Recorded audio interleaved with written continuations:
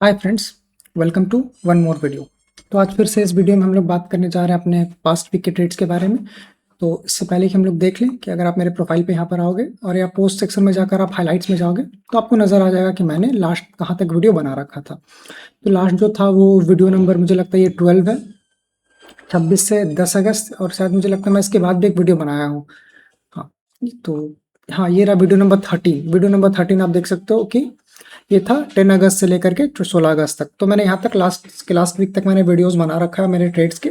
इस वीक मैं लोग बात करने जा रहा हूँ अपने लास्ट वीक के ट्रेड में बारे में। तो ये रहा, तो 10 से 16 अगस्त तक का मैंने वीडियो बना रखा था और ये इस वीक का है। जिस वीक मैंने जो भी ट्रेड लिए थे कुल मिलाकर के यहाँ में नजर आ रही है कि मैंने टोटल 12 ट्रेड्स लिए, बट एक्चुअली में 12 है नहीं। आप देखोगे तो वो 4-5 ट्रेड्स ही है, क्योंकि मल्टीपल टाइम्स मैं सेल करता हूँ, मैं से ओपन करता हूँ तब नजर आएगा। जैसे कि इंडोमिन मैंने 3 बार सेल किया है, 50-50 क्वांटिटी।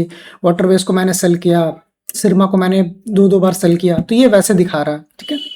यहाँ पर देख सकते हो ये रेट गेन है, और मॉलबी डायग्नोस्टिक, अपोलो, सिरमा, अपोलो, इंडोमिन और वाटरवेज कॉर्डिलिया है। तो ये मोटा मोटी 5-6 स्टॉक्स हैं जो मैंने लास्ट वीक ट्रेड किया। तो हम लोग वन बाय वन करके सबके बारे में बात करने जा रहे हैं। तो यहाँ पर आप क्वांटिटी भी देख सकते हो, ट्रेड वैल्यू भी देख सकते हो, और मैंने किस प्राइस पे बाय किया, सेल किया, सब कुछ यहाँ पर दे रहा। तो आपको अगर आप चाहो तो वीडियो को पॉज करके आप यहाँ पर देख सकते हो किसी को भी किस में कहाँ पर था। मैं आपको चार्ट पे वन बाय वन दिखा दूंगा कि मैंने कहाँ बाय किया।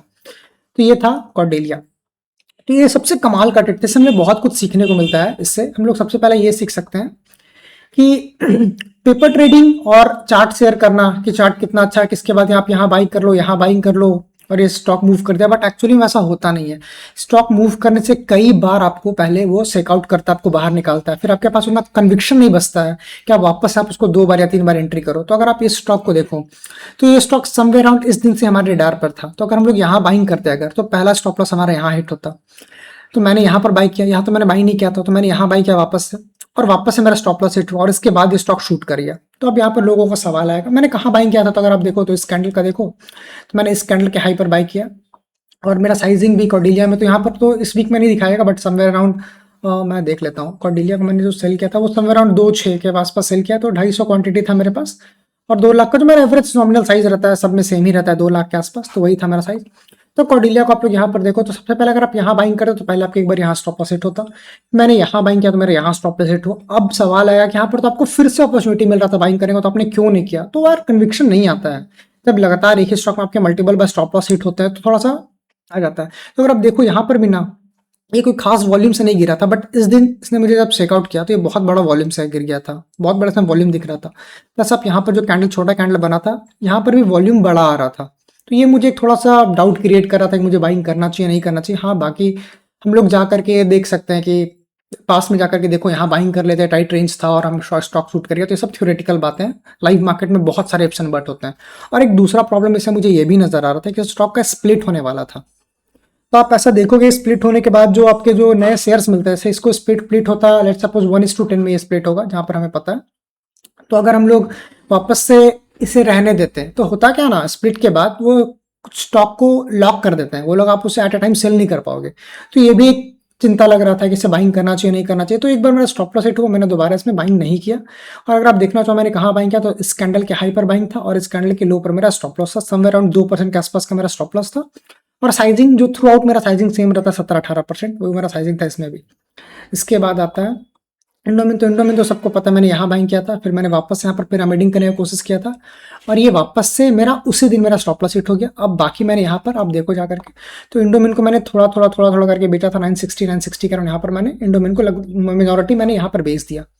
तो अब अगर आप इंडोमिन को देखो तो मैंने यहाँ पर बाइंग किया था। आपको मैं 2-3 पहले के वीडियो में आप जाओगे, इस वीक की वीडियो में जाओगे तो आपको मिल जाएगा कि मैंने इंडोमिन कहाँ खरीदा, कैसे खरीदा, मेरा कितना साइजिंग था, मैंने कहाँ बेचा।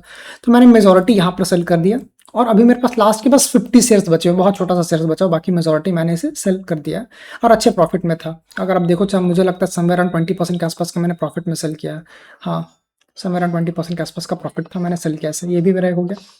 अब अपोलो, ये थोड़ा सा मुझे लगता है कि मेरा इस वीक का ये गलत ट्रेड था, मुझे नहीं बाइंग करना चाहिए था, ये थोड़ा सा गलत हो गया। तो मैंने इससे बाइंग किया था यहाँ पर इस कैंडल के हाई पर, sizing same 17%, stop loss same 2%। तो ये सेम दिन ही कोलैप्स कर गया, तो मैं इसे सेम दिन ही मैं बाहर निकाल देता हूँ, मैं इसे होल्ड नहीं करता हूँ, ठीक है। ये हो गया। अब सिरमा, सिरमा बहुत अच्छा ट्रेड था, मैंने सिरमा को यहाँ पर बाइंग किया था।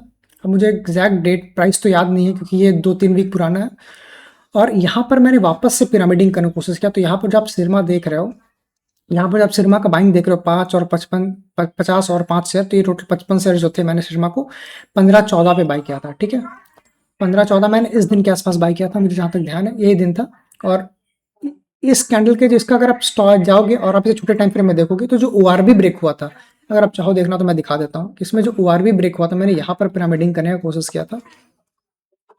तो देखो यहाँ पर, ठीक है, ये 15-14 के आसपास कैंडल जब यहाँ से नीचे आता है और ये कैंडल जब यहाँ से ऊपर जाना शुरू होता है तो मैंने यहाँ पर इसके आसपास बाई किया था। ठीक है, और सेम दिन ही ये स्टॉक कोलैप्स कर जाता है। यहाँ पर इसका हाई था, सेम दिन मेरा स्टॉप लॉस क्या था, तो मैंने बहुत छोटा क्वांटिटी इसमें था क्योंकि ऑलरेडी मेरे पास 17% का साइज था, मैं इसमें पिरामिडिंग कर रहा था। तो मैंने ज़्यादा नहीं, बस हार्डली, जहाँ तक मुझे ध्यान है बहुत छोटा सा क्वांटिटी था, हार्डली 8-10% का मेरा साइज होगा, मुझे एक्चुअली याद नहीं है। तो यहाँ पर मेरा साइज था और मैंने इसके स्टॉप लॉस को यहाँ रखा था, बट ये सेम डे कोलैप्स किया, ये गिरता चला जाता है। और जो मैं पहले से जो पोजीशन होल्ड कर रहा था ये वाला, उसका भी स्टॉप लॉस को मैंने इधर ही कहीं शिफ्ट कर दिया था, तो ये भी स्टॉप लॉस हिट हो गया था। आप यहाँ देखो, तो सिरमा को वापस है जो मैंने पहले से जो 145 क्वांटिटी जो मैंने उसको मैंने सेल किया था लगभग, कहाँ पर सेल किया, प्राइस 1424 1425 के आसपास। तो अगर आप देखो सिरमा को जो मैंने यहाँ पर बाइंग किया था मैंने 1425 समवेयर अराउंड यहाँ पर इस कैंडल के लो पर, ये मेरा जो यहाँ पर मैंने बाइंग किया था वो भी स्टॉप आउट हो गया, या फिर स्टॉप आउट तो नहीं बोलेंगे, मेरा ट्रेलिंग स्टॉप लॉस हिट हो गया। तो ये सिरमा थे। हमने कॉर्डिलिया पे बात कर लिया, इंडोमिन पे बात कर लिया, हमने अपोलो पे बात किया। सिरमा को भी हमने देख लिया कि मैंने कहाँ पिरामिडिंग किया था, मैंने कहाँ बाइंग किया था, मेरा साइजिंग क्या था, सब सेम साइज में रहता है। अब मॉलबी को मैंने ये बाई किया था कल, ठीक है, सैटरडे को जाते थे मॉलबी, और रेड गेन को मैंने बाई किया। तो ये मेरा अभी ओपन पोजीशंस है, ये मेरा अभी भी इसमें ओपन है। तो हम लोग 1 बाय 1 करके इसमें बात कर लेते। तो मैंने इसको कैसे बाई किया, तो अगर आप इसे छोटे टाइम फ्रेम में जाकर के देखो तो आपको नजर आएगा। तो ये था छोटा टाइम फ्रेम, ठीक है, जहां पर मैंने बाई किया। तो ये स्टॉक ओपन होता है, नीचे जाता है, और ये वापस से जब यहाँ से ऊपर जाना शुरू करता है तो यहाँ पर समवेयर अराउंड 1065 पर मैंने यहाँ पर बाइंग करता हूँ, और मेरा stop loss somewhere around day's low, और मेरा साइजिंग सेम 17-18% आप देख सकते हो। तो आप थ्रू आउट देखो मेरा साइजिंग सेम ही रहता है, 2 लाख 2 लाख 2 लाख 2 लाख, यहाँ पर मैंने 2 लाख का। तो समवेयर अराउंड मेरा साइजिंग सब जगह सेम रहेगा। मैं कोशिश करता हूँ कि जो साइजिंग है वो इक्वल मेंटेन करता हूँ, क्योंकि मुझे पता नहीं होता कौन सा ट्रेड चलेंगे कौन से नहीं चलेंगे। तो मॉलबी को मैंने बाई किया था 1065 पे 188 अराउंड 2 लाख का साइजिंग था। तो यहाँ पर मैंने बाई किया डेज हाई पर, और ये शूट कर जाता है, और अभी भी अच्छा प्रॉफिट तो नहीं पता, बट हाँ अच्छे मूव में है। लगभग मुझे लगता है 2-3% का आसपास इसमें गेन हो गया था। हाँ 4-5% के आसपास ने मूव दिया, और अभी भी ये मोटा मोटी हाँ 3% के आसपास का गेन में है। तो ये मैं होल्ड कर रहा हूँ। स्टॉप लॉस अभी भी डेज लो के आसपास 2% के आसपास इधर ही स्टॉप लॉस है, साइजिंग सेम 70%। तो अगर ये मुझे फिर से कुछ अपॉर्चुनिटी देता है, यहाँ पर फिर से नैरो होता है, तो हम लोग फिर से पिरामिडिंग करने का कोशिश करेंगे। इसमें सेम ऐसा ही था, तो सेम ये आईपीओ का स्टॉक।